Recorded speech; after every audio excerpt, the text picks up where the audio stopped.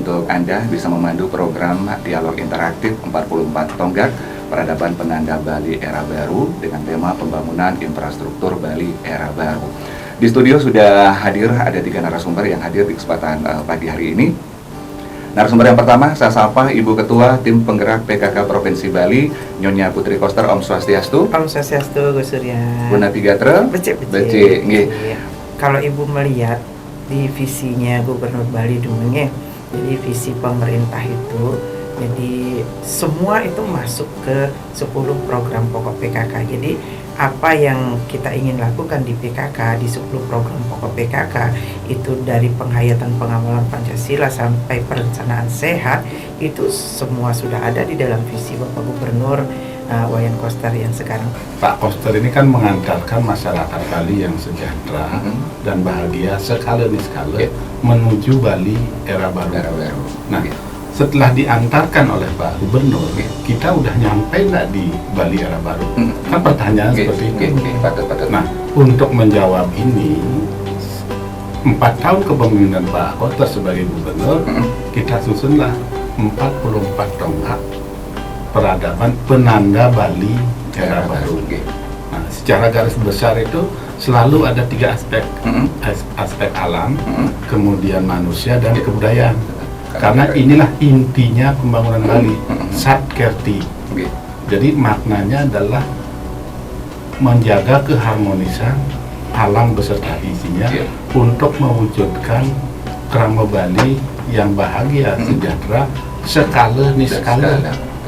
Jadi salah satu yang dilihat Pak Gubernur untuk segera diatasi itu adalah bagaimana mengurangi ketimpangan wilayah.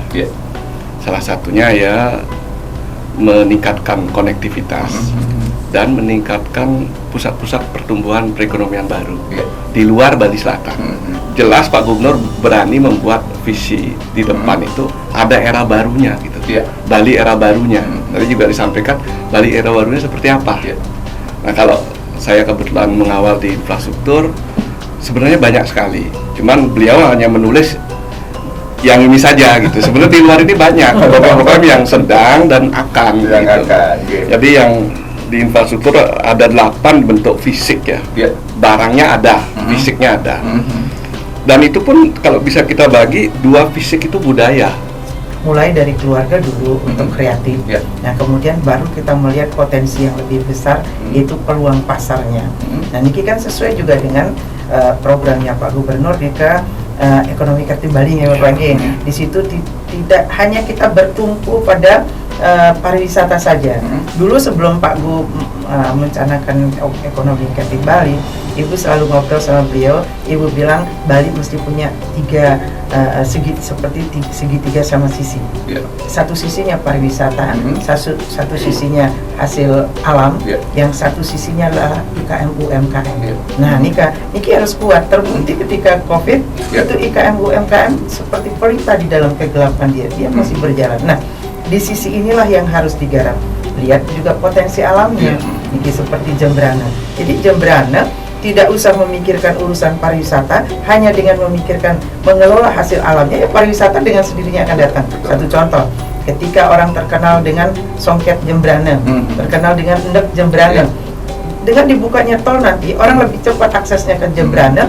Dia tidak lagi ingin mendapatkan itu di Denpasar, ingin langsung ke Jembrana. Nah, kita jadi rawat bunga dengan indah, maka dari jauh pun kupu-kupu kumbang akan datang. Kan itu ibaratnya. Jadi yang pertama kita sebagai masyarakat lihat dulu bagaimana pemimpin kita. Jadi antara kaula Gusti, antara Tuhan dan masyarakat ciptaannya, antara pemerintah dengan masyarakatnya, itu mesti guyup kita bersatu. Jangan sampai terbelah-belah kita. Jadi dukungan ini Ibu harapkan dari mulai dari keluarga, karena sasaran PKK itu adalah keluarga. Jadi menggerakkan partisipasi aktif keluarga-keluarga masyarakat untuk mendukung pemerintahnya.